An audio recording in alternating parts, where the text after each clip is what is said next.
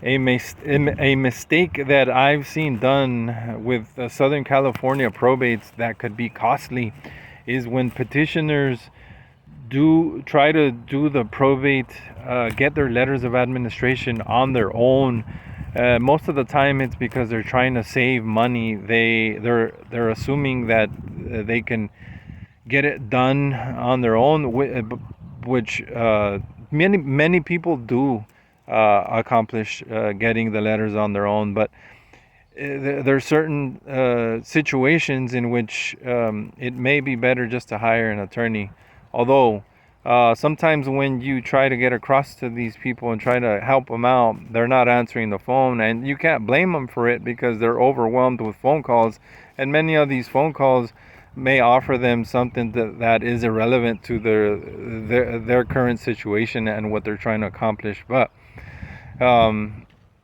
the problem is that sometimes when these people are trying to do the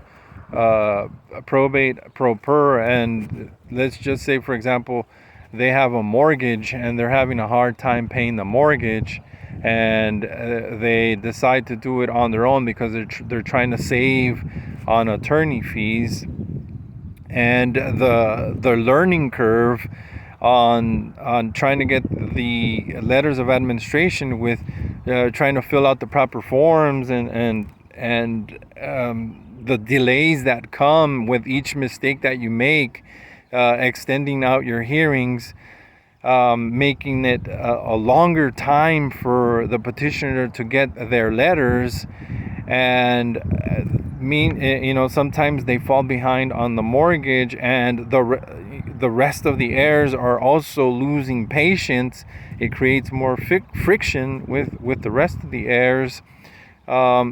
It becomes a situation where they realize that they need help, but sometimes by the time they realize that they need help, it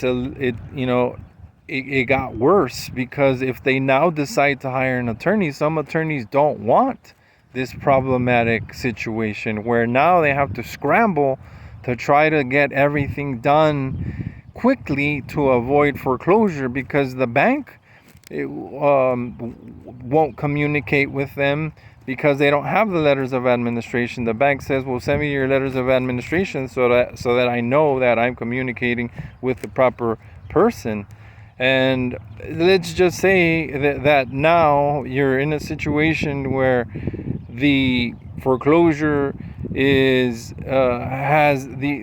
accelerated, and you don't get your letters of administration, which is very common. Sometimes petitioners end up getting foreclosed on, and they get foreclosed on, and then they vacate the probate because they didn't know any better,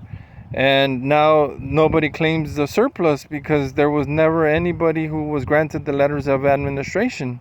So they just give up on it, and it just gets lost. The equity, what happened with the equity?